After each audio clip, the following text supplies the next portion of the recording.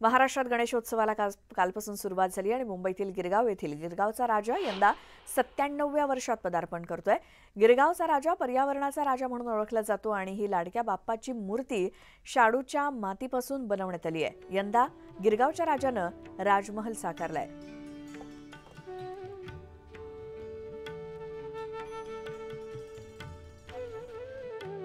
मुंबईतील अनेक गणेशोत्सव मंडळ असतील किंवा अनेक घरगुती गणपती असतील, आपल्या लाडक्या बाप्पाला विराजमान करताना आपल्याला पाहायला मिळत आहे। मी सध्या उपस्थित आहे गिरगावच्या राजा इथे। आपण पाहू शकतो गिरगावचा राजा हा पर्यावरण पूरक म्हणून ओळखला जातो। आपण पाहिला गेले तर ही राजाची जी उंची आहे ही 25 फूट इतकी आहे पाहायला मिळत आहे। आणि ह्या राजाचं सर्वात महत्त्वाचं म्हणजे ही मूर्ती जी आहे शाडूच्या मातीपासून बनवण्यात आलेली आहे।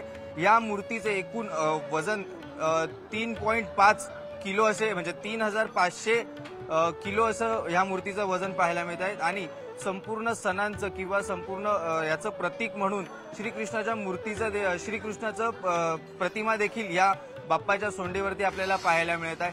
असं पाहायला गेलं तर ह्याच राजा हा आपल्या राजमहालात विराजमान होताना आपल्याला बसलेला पाहायला मिळत आहे। आपल्यासोबत याचवरती अधिक माहितीसाठी आपल्यासोबत बोलण्यासाठी मंडळाचे अध्यक्ष आहेत। सर, नक्की काय सांगाल, कशा प्रकारे राजा विराजमान आहे आणि तुम्ही पर्यावरणपूरक म्हणून देखील या राजाला ओळखलं जातं, कशा प्रकारे काय सांगाल? गिरगावचा राजा आणि पर्यावरण ह्यांचं नातं हे फार वर्षापासूनचं आहे। म्हणजे 97 वर्ष हा पर्यावरणपूरक गणेशोत्सव आपण साजरा करतोय।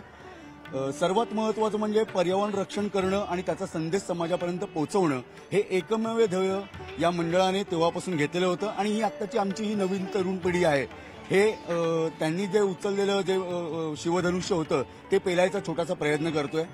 आधी शाडू मातीचीच मूर्ती होती, आता ही शाडू मातीचीच मूर्ती स्थापन केली जाते, फक्त त्याचं स्वरूप थोडं बदललं आणि ती 25 फुटापर्यंत आली आहे। आणि शाडू मातीची स्थापना करून त्याचं सुखरूपपणे विसर्जन करणं हेच आपलं ध्येय असतं आणि हीच आपण वाटचाल चालू ठेवलेली आहे। दरवर्षीप्रमाणे तुम्ही पर्यावरणासंदर्भात कोणती तरी एक उपक्रम राबवत असता, यावर्षी कोणता उपक्रम राबवलाय, कशा प्रकारे काय आहे?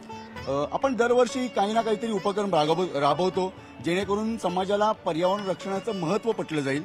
तर यावर्षी आपण काय करतोय, यावर्षी आपण हा गिरगावच्या राजातर्फे बीज मोदक देतोय।